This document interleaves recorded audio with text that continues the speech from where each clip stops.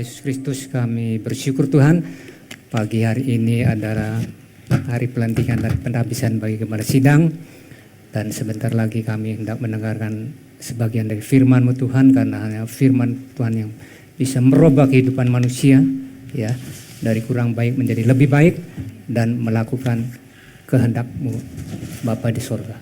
Terima kasih Bapa, dalam nama Yesus kami sudah berdoa. Haleluya, amin. Bapak Ibu Saudara yang kasih dalam Kristus, tema hari ini adalah strategi kepemimpinan dan pertumbuhan gereja. Mengapa saudara? Karena kepemimpinan di dalam gereja atau disebut Gembala Sidang itu sangat penting, ya. Dan gereja itu terdiri dari 3 kriteria: gereja tidak sehat, gereja kurang sehat, dan gereja sehat. Jadi seorang pemimpin harus punya visi membuat gereja dari tidak sehat menjadi sehat. Membutuhkan strategi saudara, tidak bisa mengalir begitu saja, ya, perencanaan, visi, ya. Next, Warren Bennis memberikan arti kepemimpinan, artinya apa? Visi menjadi kenyataan saudara, ya. Jadi seseorang pemimpin harus punya visi jangka pendek, jangka menengah, jangka panjang. Nah, pertumbuhan gereja itu direncanakan, ya. Kalau sekarang sudah ada 50 orang, 1 tahun ke depan, ya, tambah kira-kira 100 orang, 2,5 tahun ke depan, jangka menengah, ya. Yang pertama tadi jangka pendek, yang jangka menengah 2,5 tahun ke depan 200, jangka panjang 5 tahun ke depan 400, ya.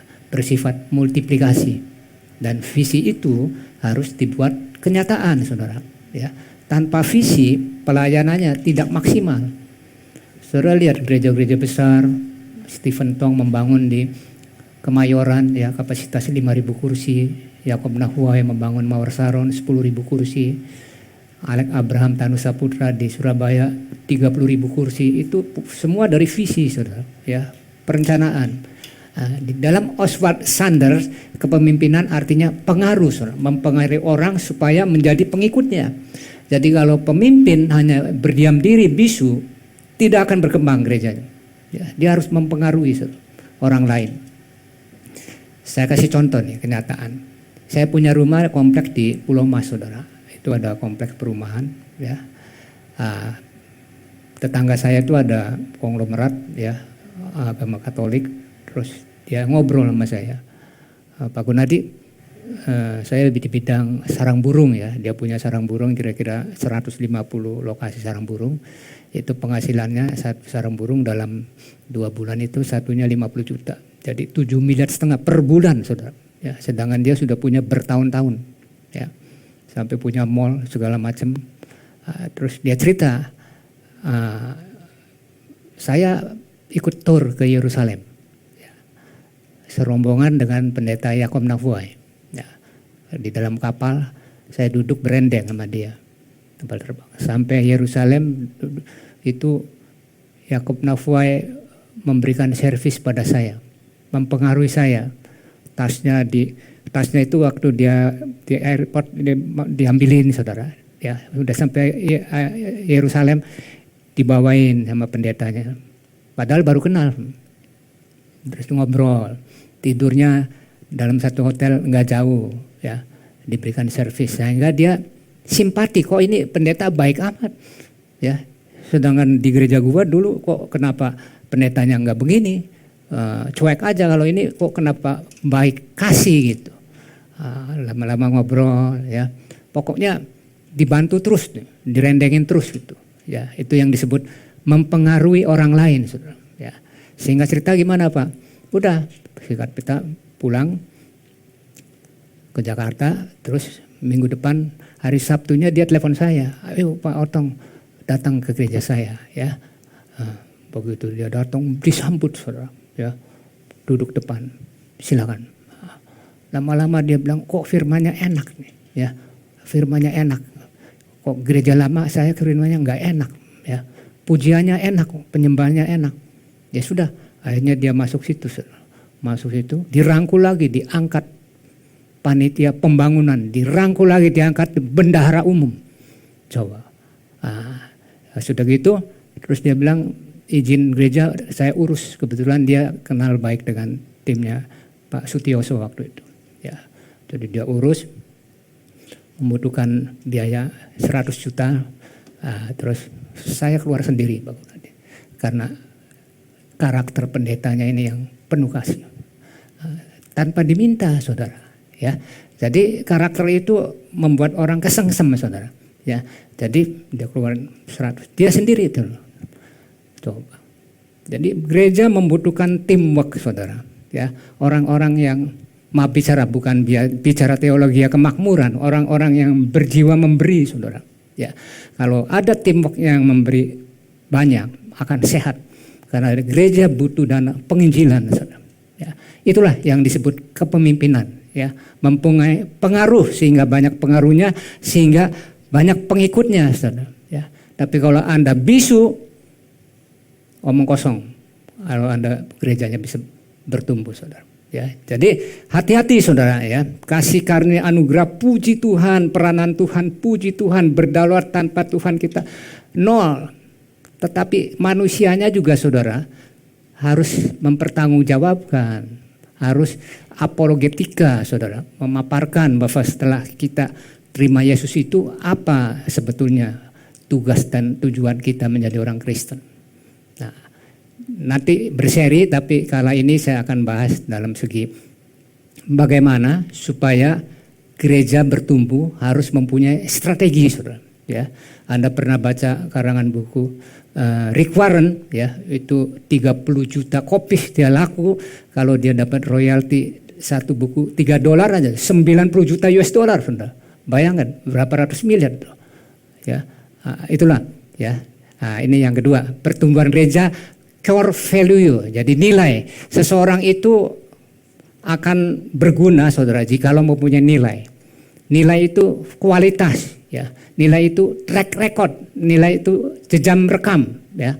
Seperti kemarin Ibu Risma dari Wali Kota Surabaya diangkat Pak Jokowi. Karena apa? Karena mempunyai nilai, saudara. Jejak rekam, track recordnya yang luar biasa, membela orang miskin, saudara. Nah, gereja juga harus mempunyai nilai, core value. Apa gerejanya? Sehingga produk gereja itu diminati oleh jemaat umum, saudara. Ya, ada sistem yang namanya ceng. Mati nih, coba. Jordi, kok mati? Kabelnya tadi kesentuh, coba. Udah, ya. Christ Center, cing, ya. C-nya dari Christ Center, berpusat pada Kristus. Ya. Jadi gereja harus memberitakan Kristus, nama Kristus ditinggikan nomor 1, saudara. Ya, jangan khotbah-khotbah tentang filsafat, dongeng-dongeng ajaran manusia yang sekuler. Jangan, ya. Harus firman Tuhan, Alkitabiah, ya. Standar Alkitabiah, tapi berpusatkan kepada Kristus. Nama Yesus Kristus harus ditinggikan. Yang kedua, home for all, rumah bagi semua, ya. Setelah kita terima Yesus, kita rangkul keluarga kita, famili kita, teman-teman kita untuk membangun satu rumah, membawa dalam satu gereja. Yang ketiga, available to serve, siap sedia melayani 24 jam, saudara. Ya, kalau orang dunia sekuler bisa bicara 24 jam, masa kita orang Kristen kalah sama dia, saudara. Ya, gospel bearer, pembawa Injil, ini yang membuat gereja bertumbuh. Saudara. Tanpa memberitakan Injil omong kosong, nanti yang datang itu hanya orang-orang Kristen aja, perpindahan dari gereja lama, saudara. Ya, tapi kita harus bawa jiwa-jiwa baru.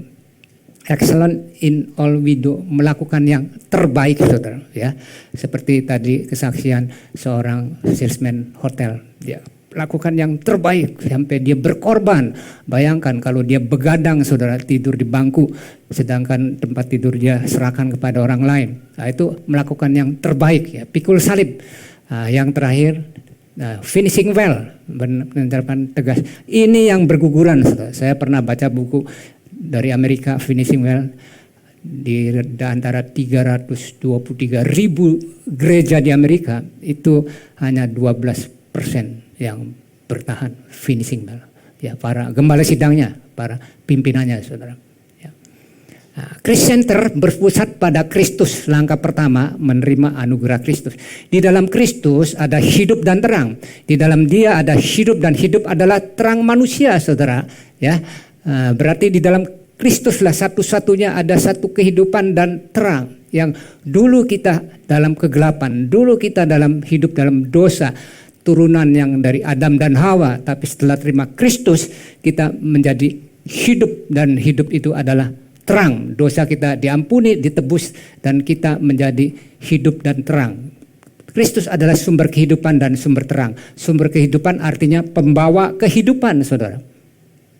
Pembawa kehidupan itu artinya, oh iya, orang Kristen ini bagus ya, karakternya, tutur katanya, ya, keteladanannya, ya, terus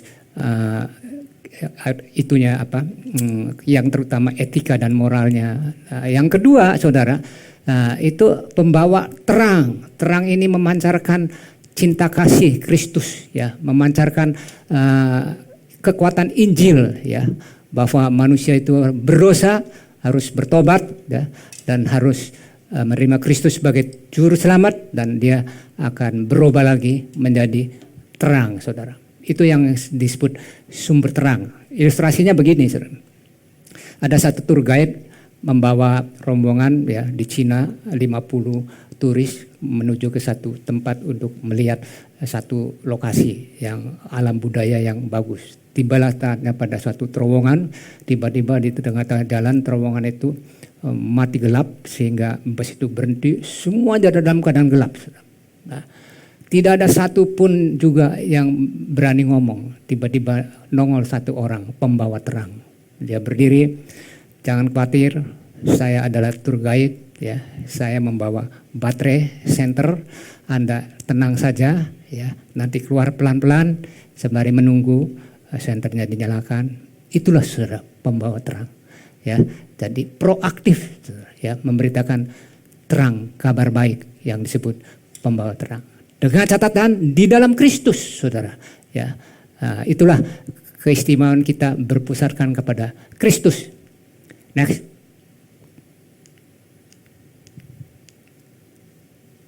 Yang kedua adalah kasih karunia dan bekerja keras. Lah ini, saudara, ya. Jadi jangan sampai kebablasan kasih karunia ini, saudara, ya. Kita harus memiliki satu keseimbangan. Paulus berkata, karena kasih karunia Allah itu, aku adalah sebagaimana ada sekarang, dan kasih karunia anugerah kepadaku tapi sia-sia. Sebaliknya aku telah bekerja lebih keras daripada mereka semua, tetapi bukannya aku, melainkan kasih karunia. Lah ini yang salah kaprah orang Kristen, saudara, ya. Setelah terima Yesus otomatis hidup berkemenangan, hidup berkelimpahan, hidup pokoknya tidak pernah kalah. Tahu nggak? Puji Tuhan, setelah terima Kristus kita dapat keselamatan. Tetapi ada tugas peranan manusia yang disebut bekerja keras, ya. Nah, ini bedanya, saudara. Ya. Jadi perubahan karena kasih karunia, pemberian cuma-cuma tanpa syarat dari Yesus Kristus di kayu salib, sehingga kita menerima anugerahnya, kita diselamatkan, ya, sehingga kita berubah dari manusia lama menjadi manusia baru, ya. Kita berubah dari kodrat dosa menjadi kodrat ilahi, ya. Kita juga berubah dari manusia biasa menjadi anak Allah. Ini identitasnya, saudara, secara roh. Tetapi secara kenyataan di dunia, saudara, kita juga harus bekerja keras. Dimulai dari apa? Orang-orang yang fokus pada misi, pada nilai, ya, pada kualitas, ya. Kalau Anda enggak memfokuskan kualitas, kasih Tuhan yang ecek-ecek, yang terjelek, ya, mana mungkin saudara bisa berkembang, ya. Kasih yang terbaik, yang berkualitas. Nah, dari situ, saudara, Anda akan memiliki kompetensi, orang yang ahli dalam bidangnya, ya, karena sudah lihai, sudah pengalaman gitu. Berapa banyak di dalam dunia sekuler, saya pernah dengar dulu Tanri Abeng di hire manajer Bakri 1 miliar, ya. Eva Rianti Hutapea di hire Indofood, Antoni Salim jadi CEO, ya. Semua mempunyai jejak rekam, track record, yaitu keahlian di bidangnya atau kualitas, saudara. Ya. Jadi gembala sidang juga harus mengembangkan kualitasnya, terutama dalam hal khotbah, ya dalam hal homiletik dan pengajaran firman Tuhan itu satu-satunya dasar yang membuat gereja bertumbuh cepat. Ya, lalu lama-lama memiliki reputasi, saudara, nama baik. Anda nggak usah cari berkat, berkat datang sendiri. Ya. Orang-orang yang punya track record luar biasa itu kayak Ibu Risma, dipanggil sendiri Pak Jokowi. Dia tidak menawarkan, tapi dipanggil sendiri otomatis. Ya. Nah, lama-lama menjadi the great leader, pemimpin besar. Ya. Jadi tidak mungkin ujuk-ujuk orang langsung jadi pemimpin besar, saudara. Ya, ini yang disebut bekerja keras. Ya. Nah, jadi di dalam iman terdiri pikiran, perasaan, kehendak. Nah, iman ini mempunyai pikiran lah. Pikirannya kalau bisa imago Dei, ya, kembali kepada segambar dan serupa Allah. Ya, Kejadian 1 ayat 26. Dikembalikan yang kita sudah dosa, tapi dikembalikan lagi seperti segambar dan serupa Allah. Ya, keserupaan itu pikirannya, saudara.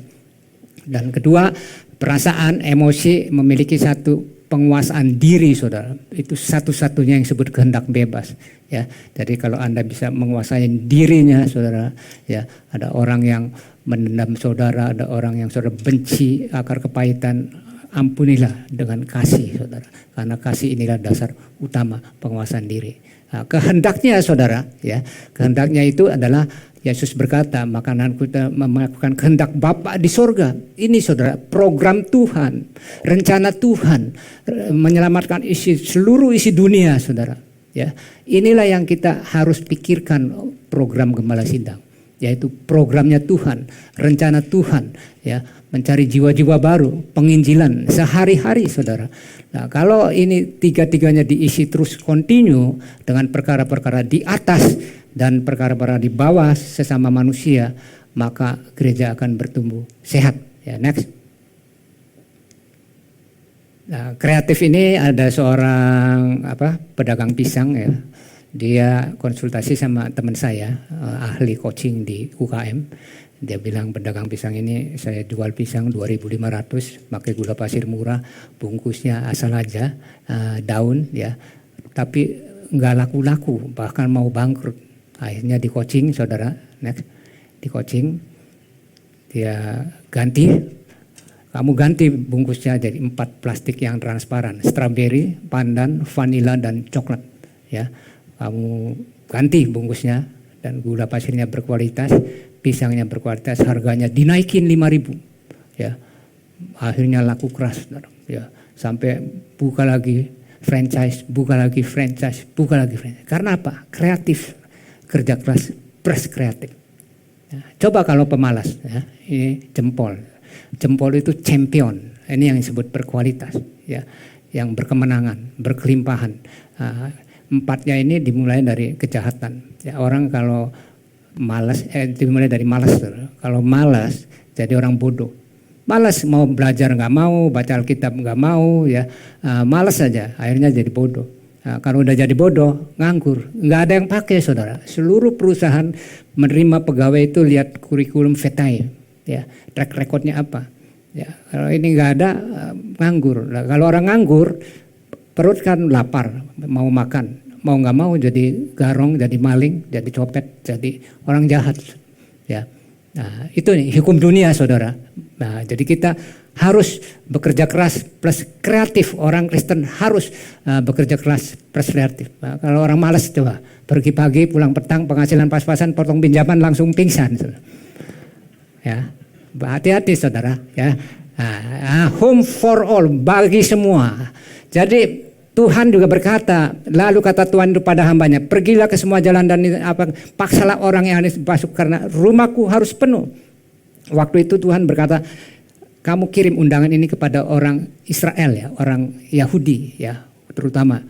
Wah, Tuhan, tidak ada yang mau datang.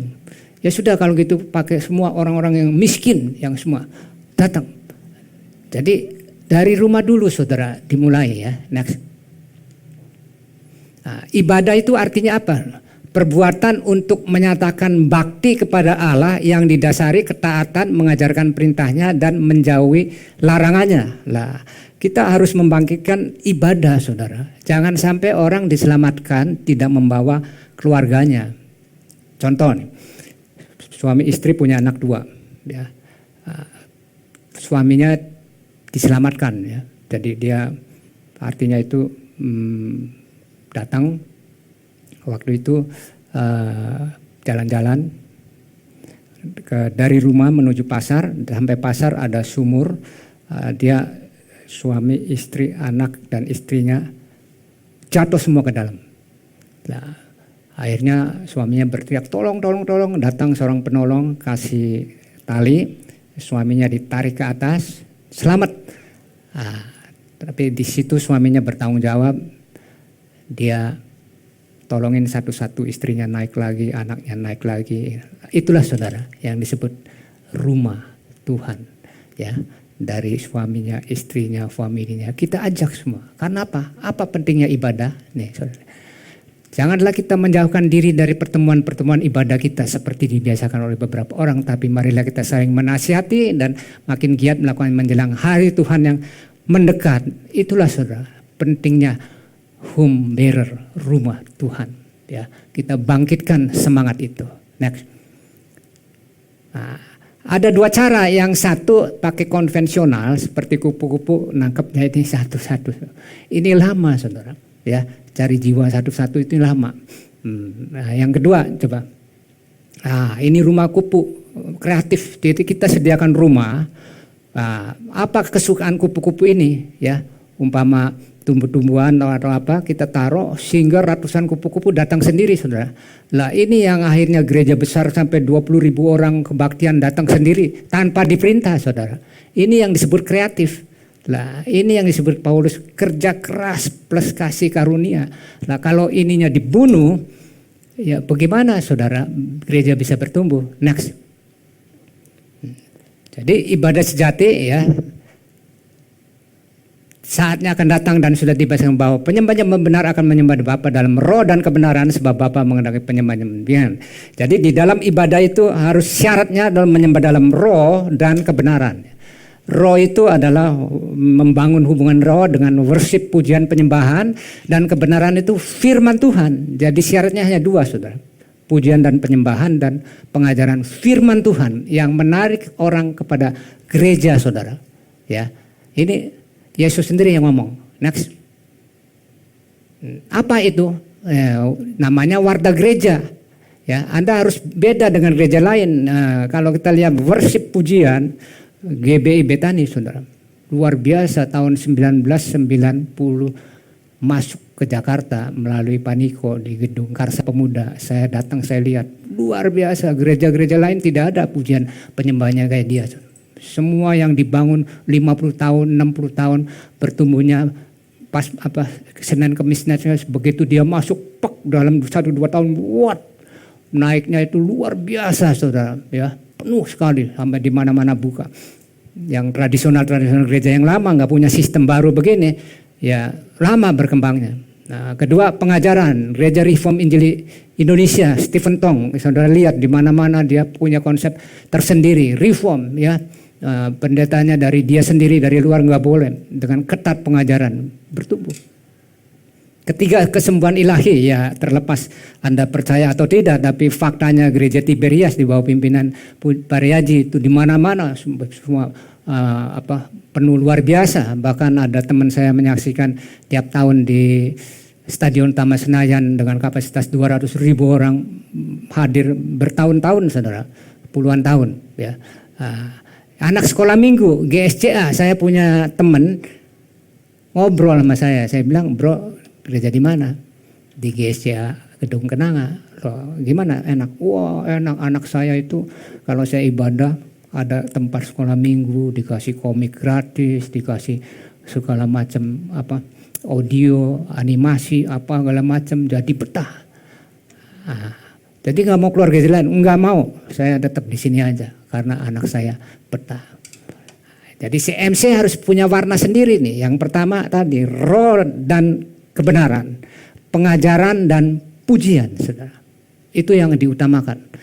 Yang kedua ini antar jemput, ya. Kalau pandemik sudah hilang, antar jemput dan besuk Ini sudah dilakukan di Amerika, ya. Saya pernah dengar itu sampai satu gereja dari punya mobil satu, saudara, antar sampai punya 100. Bayangin, dari punya ambulan satu sampai puluhan ambulan, saudara, kasih gratis semua, ya. Terus sehingga jemaat itu dibentuk. Bahkan di Korea Choyonggi, waktu tahun 1984 saya sama Yakob Nafuai ke sana sama matnya pembangunan. Terus saya tanya, apa rahasianya pertumbuhan gereja Choyonggi di Korea? Jemaatnya waktu itu 300.000 jemaat. Kebaktiannya dari jam 6 pagi sampai jam 10 malam. Berapa kali? Ya, 1 jam setengah keluar, 1 jam setengah keluar. Rahasianya apa? Jadi dia ada satu tim yang membiayai subsidi silang. Jadi kalau ada orang perpuluhan itu diwajibkan tulis nama. Kalau dia dalam 1, 2, 3 bulan tidak memberikan perpuluhan, disamperin, bukan ditagih, saudara. Ditanya, Anda kenapa enggak memberikan perpuluhan? Wah, saya lagi melorot omsetnya, saya di PHK. Enggak apa-apa, gereja bantu. Anda makan masih kurang enggak? Kalau enggak, kirim beras. Anak-anak Anda sekolah butuh uang, bantu. Pantesan jemaatnya lengket, saudara. Enggak bakalan keluar ke gereja lain. Karena apa? Peranan gereja punya teamwork yang memberikan subsidi silang. Sampai sekarang 1 juta jiwa, saudara. Nah, itulah, saudara, ya, rahasia pertumbuhan gereja. Nah, next. Nah, terus yang lain tolong menolong ini, saudara, ya.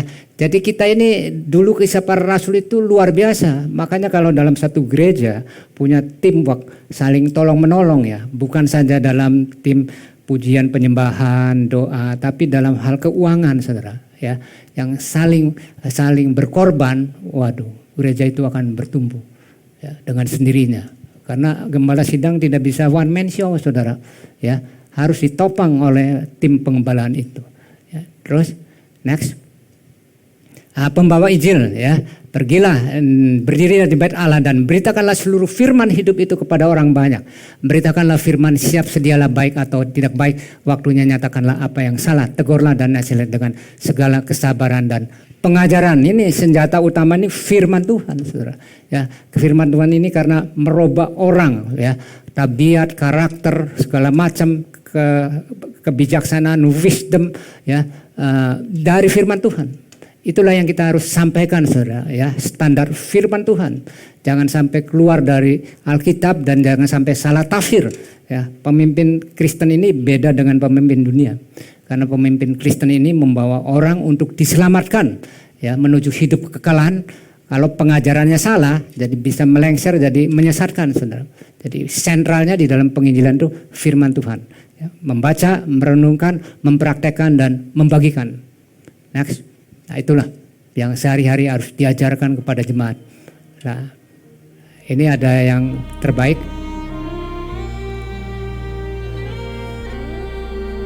Memberikan pelayanan yang terbaik. Pelari maraton 100 meter. Juaranya yang nomor 1 enggak begitu terkenal, yang kalahnya yang terkenal, saudara. Ini dia tidak dapat juara, tiba-tiba dia jatuh di tengah perjalanan, sakitnya luar biasa. Ya, tapi dia pantang menyerah. Dia nanti bangkit kembali, bertekad menyelesaikan. Nah, terus, nah, inilah yang disebut memberikan pelayanan yang terbaik.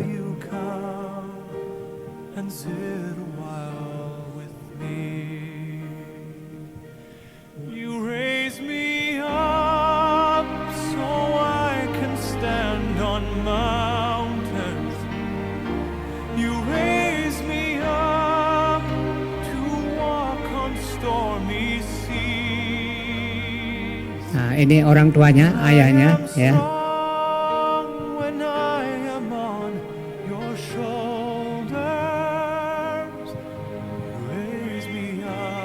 Mensupport, mendorong.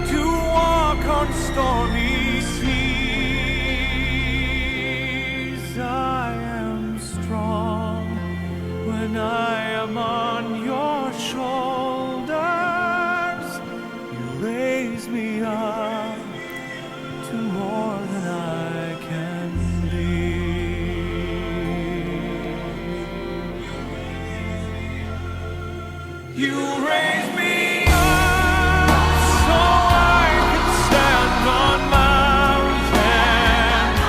You raise me up to walk on stormy seas. I am strong when I am on your shoulders. Raise me up to more than I can be. You raise me up so I can stand on mountains. You raise me up to walk on stormy seas. I am strong when I am on your shoulders. You raise me up to more than I can be.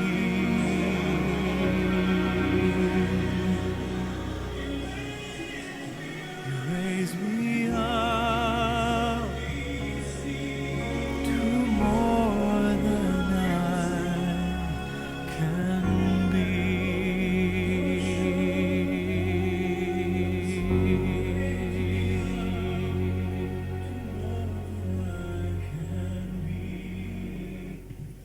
Jadi memberikan pelayanan yang terbaik itu saudara, ya, pikul salib.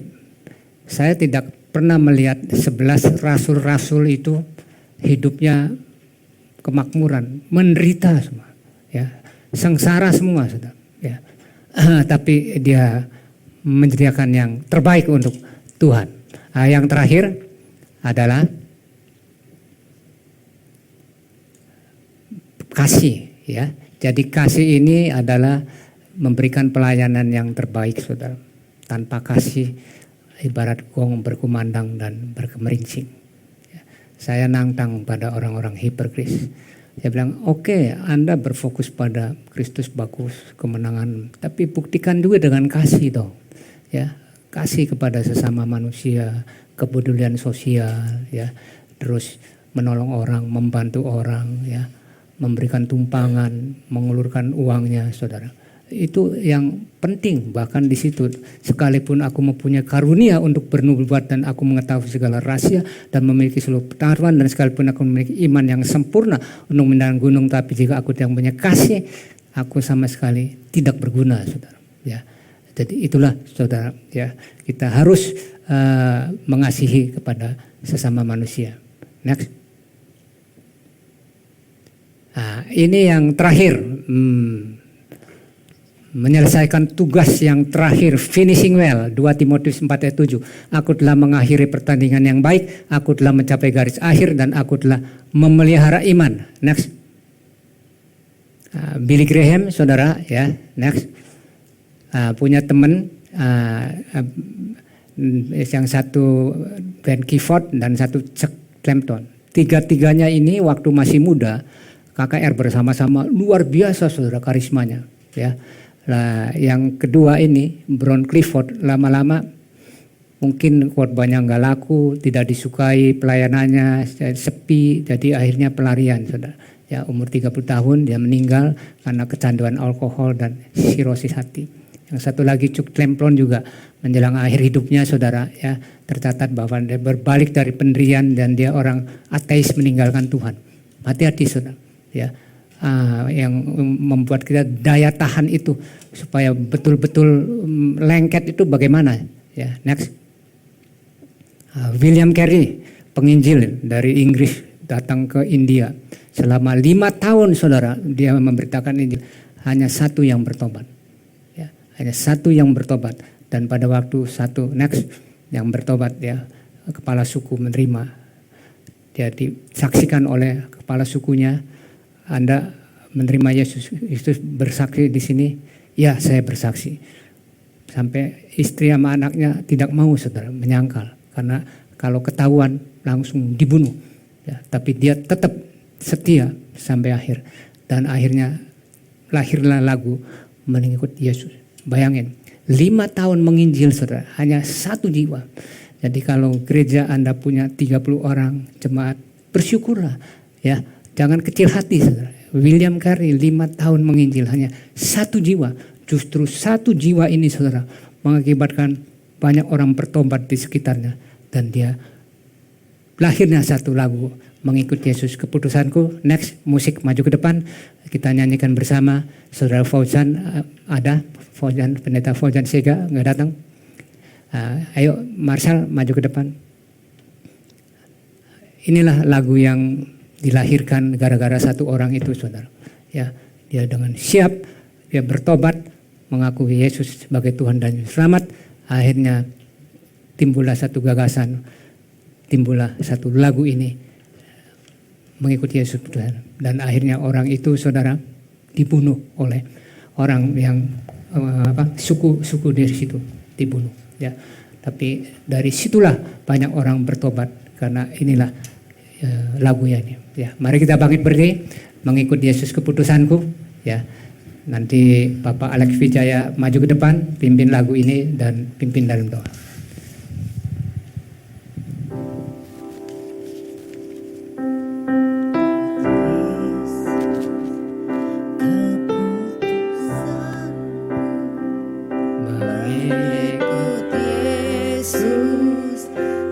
Keputusanku, mengikut Yesus keputusanku, ku tak ingkar, ku tak ingkar. Bapak Alex Wijaya maju ke depan.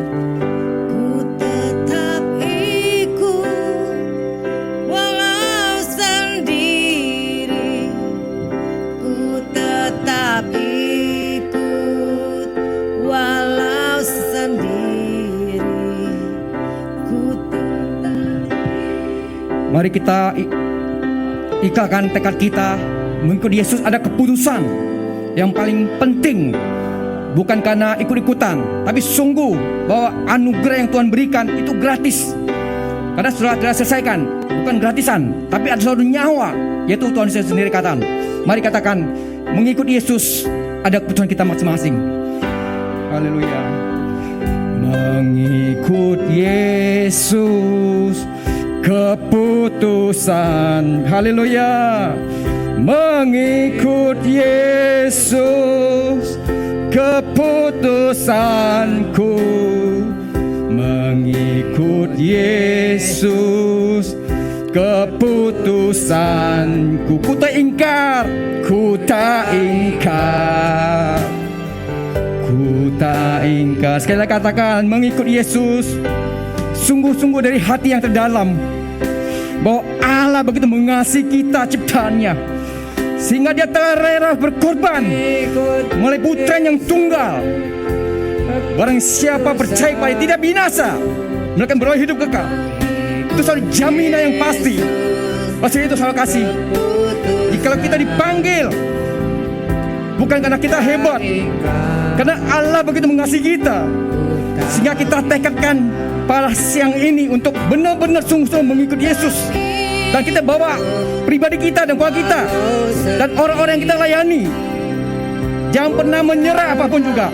Kekekalan sudah bagian kita, maka kita akan bagikan pada orang lain sampai kekekalan itu. Haleluya.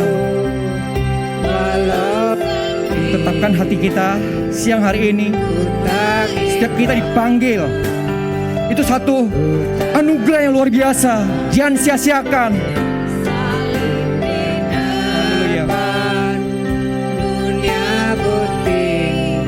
Haleluya. Salib di depan, Kami bersyukur. dunia ku tinggal. Oh, kami tidak ingkar ya Tuhan. Dunia ku tinggal. Oh, haleluya. Tak ingkar, Ku tak ingkar, ku tak ingkar. Ku tak ingkar, ku tak ingkar. Haleluya. Kami bersyukur pada siang hari ini, di mana hamba-Mu Reverend Dr. Gunadi telah menyampaikan firman-Mu untuk kami tetap setia sampai akhirnya, dan dengan finishing well yang terbaik. Melalui Roh Kudus, tolong setiap kami pada hamba-hambamu. Bukan hanya kami ingin pandai berkhotbah, pandai bernyanyi, tapi karakter kami sungguh-sungguh dirubah. Menjadi mempunyai pikiranmu, mempunyai hatimu, dan mempunyai karakter Kristus. Pada siang hari ini kami percaya, sebentar hamba-hambamu akan ditasbihkan di gembala sidang, dan hambamu yang kau urapi, yang kau pakai luar biasa. Kami percaya tanda-tanda menyertai setiap kami, dan kerajaan Allah ditegakkan di bumi Indonesia, bahkan di dunia. Dan kuasa Allah dinyatakan, yang sakit disembuhkan. Dan Tuhan berada lepaskan, kami percaya pengurapanmu turun atas setiap kami. Amin. Kami bersyukur, kami berdoa dalam nama Yesus Tuhan. Haleluya. Amin. Terus berkati.